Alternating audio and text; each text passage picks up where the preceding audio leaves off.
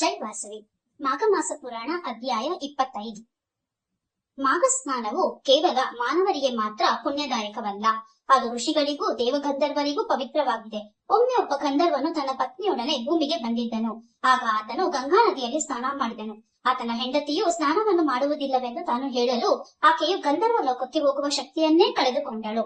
ಆಕೆಯ ದೇವ ಸ್ವಭಾವವು ಇದರಿಂದ ನಾಶವಾಗಿ ನೆಲದಲ್ಲೇ ಉಳಿಯಬೇಕಾಯಿತು. ಗಂಧರ್ವನೊಬ್ಬನೇ ತನ್ನ ಲೋಕಕ್ಕೆ ವಾಪಸಾದನು.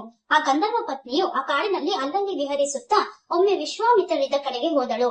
ಆಕೆಯು ತನ್ನ ಸ್ವರೂಪವನ್ನೇ ಮರೆತು ಋಷಿಯನ್ನು ಆಕರ್ಷಿಸಿದಳು.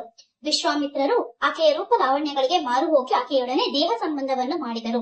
ಇತ್ತ ಗಂಧರ್ವನು ತನ್ನ ಪತ್ನಿಯನ್ನು ಹುಡುಕುತ್ತಾ ಆ ಸ್ಥಳಕ್ಕೆ ಬಂದನು.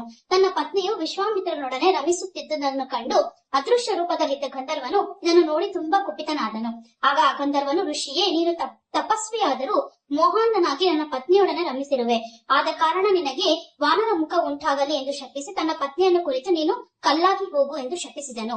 ಆ ಸಮಯಕ್ಕೆ ಅಲ್ಲಿಗೆ ಬಂದ ನಾರದ ಮಹರ್ಷಿಗಳು ವಿಶ್ವಾಮಿತ್ರನ ವಾನರ ಮುಖವನ್ನು ನೋಡಿ, ಮಹರ್ಷಿ, ಕ್ಷಣಿಕವಾದ ದೈಹಿಕ ಸುಖಕ್ಕೆ ಮನಸೋದ ನೀವು ನಿಮ್ಮ ತಪೋಬಲವನ್ನು ವ್ಯರ್ಥ ಮಾಡಿಕೊಂಡಿರಿ. ಅದದ್ದಾಯಿತು. ಈಗ ನೀವು ಗಂಗಾ ಸ್ನಾನ ಮಾಡಿರಿ. ಅನಂತರ ನಿಮ್ಮ ಕಮಂಡಲದಲ್ಲಿದ್ದ ನೀರನ್ನು ಆ ಕಲ್ಲಿನ ಮೇಲೆ ಪ್ರೋಕ್ಷಿಸಿರಿ ಎಂದು ನುಡಿದರು.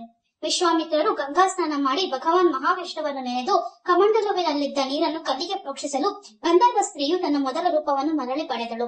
ಆಗ ಗಂಧರ್ವ ಸ್ತ್ರೀಯು ನಾರದರಿಗೆ ನಮಸ್ಕರಿಸಿ ತನ್ನ ಲೋಕಕ್ಕೆ ವಾಪಸಾದಳು. ನಾಚಿದ ವಿಶ್ವಾಮಿತ್ರರು ಮತ್ತೆ ತಪಸ್ಸಿಗೆಂದು ಉತ್ತರ ದಿಕ್ಕಿಗೆ ಪಯಣಿಸಿದರು. ಎಂಬಲ್ಲಿಗೆ ಮಾಘ ಮಾಸ ಮಹಾತ್ಮೆಯ 25ನೇ ಅಧ್ಯಾಯವು ಸಂಪೂರ್ಣವಾಯಿತು.